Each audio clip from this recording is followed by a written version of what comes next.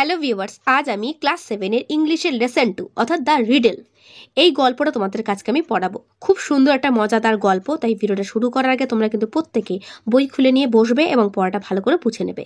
Okay, the riddle কথার মানে কি? ধাঁধা। তো দেখো, ধাঁধা কি? ধাঁধা হচ্ছে একটা খেলা, যেই খেলাতে কি করে না, একটা মানুষের কতটা চতুর্বিদ্যা যতটা আছে বা কতটা জ্ঞান আছে সেটা বোঝা যায়, যেটা প্রমাণ করে দেয়, সেটা হচ্ছে ধাঁধা। ঠিক আছে, তো এখানে দেখো, Akbar was one of the greatest emperors of India.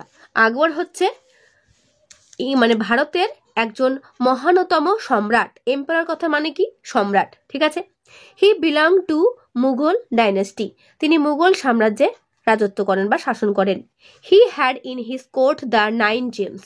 তার রাজসভায় 9 জেমস, 9টি মানে নবরত্ন ছিল। হিজ 9 অ্যাডভাইজার, যারা কিনা মানে ওর 9 জন উপদেষ্টা, উপদেশক। ঠিক আছে, মানে উপদেশা,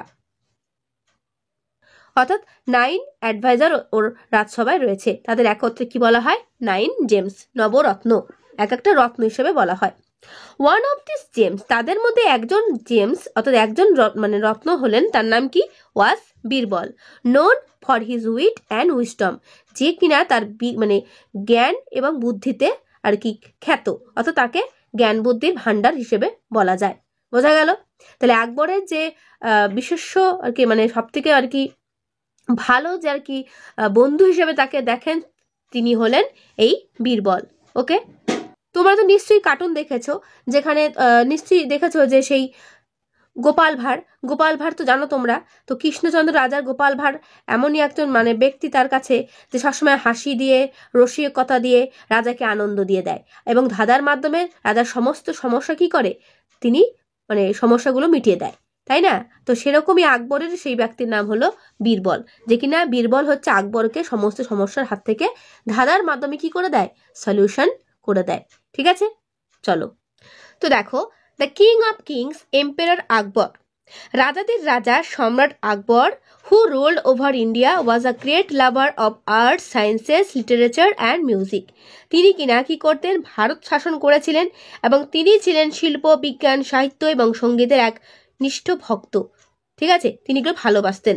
one day on a fine morning, একদিন এক সুন্দর সকালবেলা, he was walking in his vast garden, তিনি তার বিরাট বাগানে কি করছিলেন?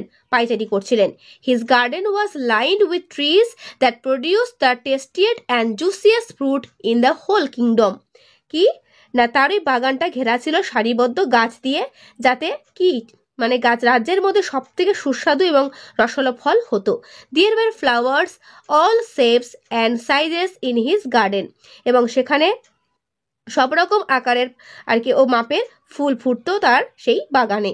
He had his most trusted and favourite minister Birbal with him, এবং তার সব থেকে বিশ্বস্ত আর প্রিয় মন্ত্রী বীরবল তার সঙ্গে থাকতো বা ছিল। ঠিক আছে, তারপর, but the great emperor Akbar did not have peace of mind, the quality without which no one, not even the king of kings, can appreciate beauty.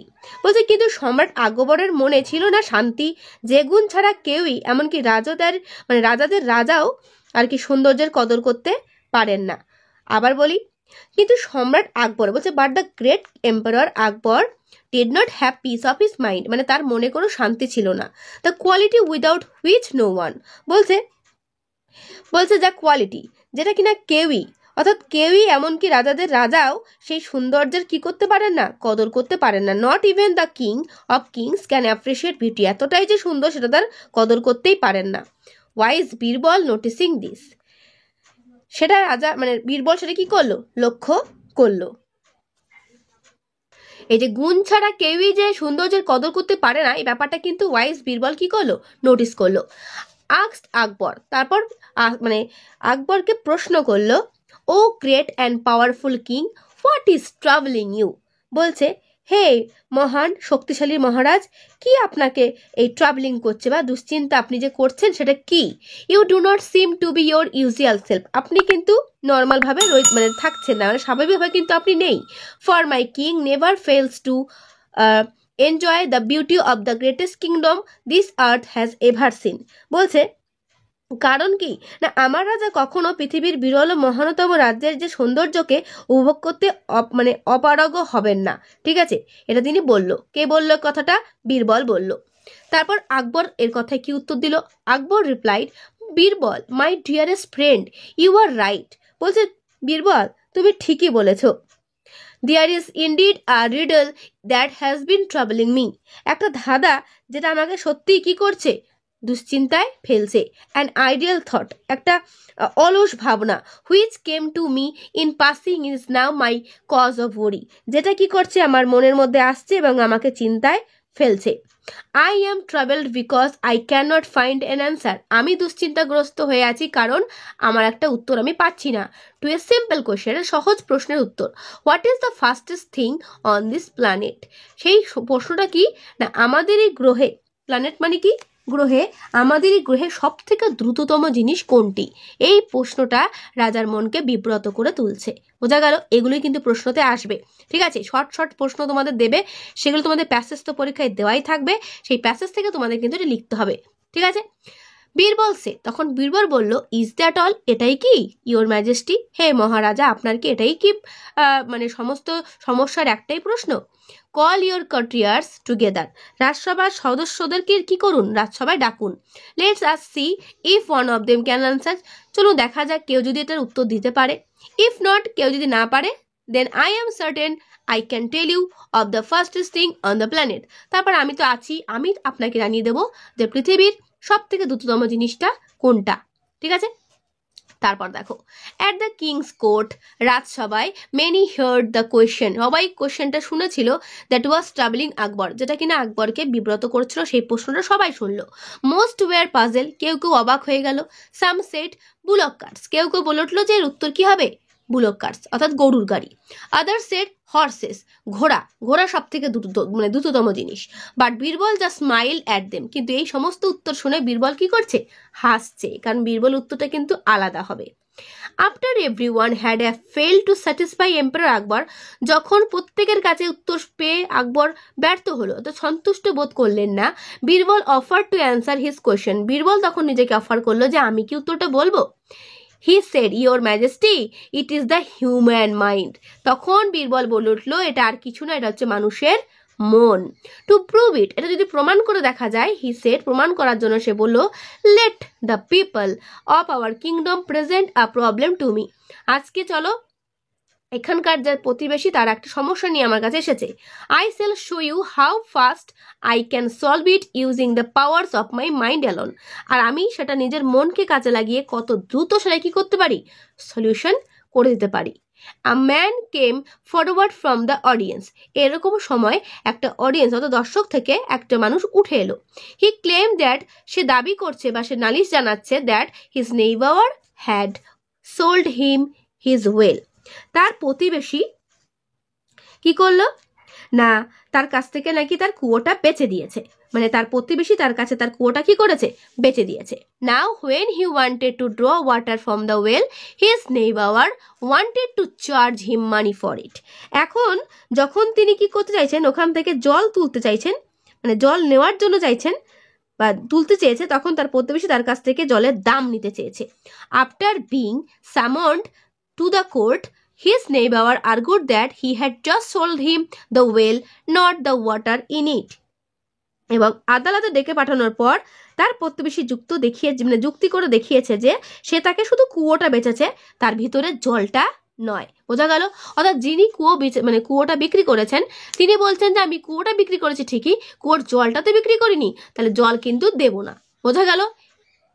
তারপর Akbar listen to this argument carefully, Akbar খুব ভালোভাবে কথাটা শুনলো। অ্যান্ড আস্কড বীরবল, বীরবলকে জিজ্ঞেস করলো, to settle the dispute, সমস্যার সমাধান করে দিতে।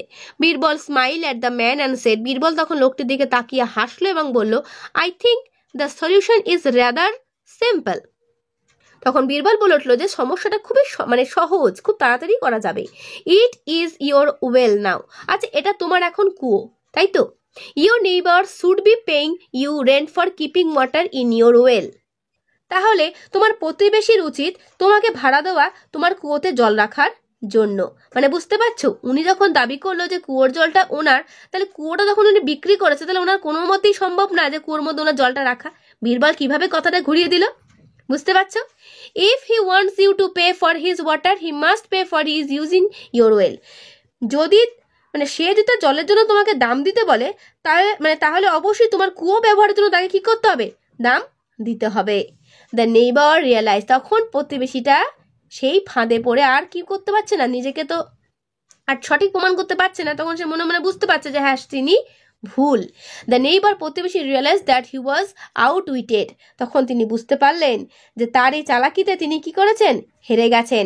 অ্যান্ড উইথড্রিউ হিজ ক্লেম ইমিডিয়েটলি, এবং সঙ্গে সঙ্গে তার দাবিটা তিনি প্রত্যাহার করে দিল, মানে তিনি আর দাবি রাখলো না। All round people were amazed at the wisdom of Birbal, এবং সর্বত্র এদিকে কি হচ্ছে না, প্রজারা আশ্চর্য হয়ে গেল বীরবলের বুদ্ধিতে। And the speed of the human mind, আর মানুষের মনের যে স্পিড বা গতি, সেটাতেও তারা কি করেছেন, আর কি অবাক হয়ে গেছেন। That has the ability to solve a problem instantly, আর যার কি আছে, এতটাই ক্ষমতা আছে যে একটা সমস্যাকে মুহূর্তের মধ্যে সমাধান করে দেয়।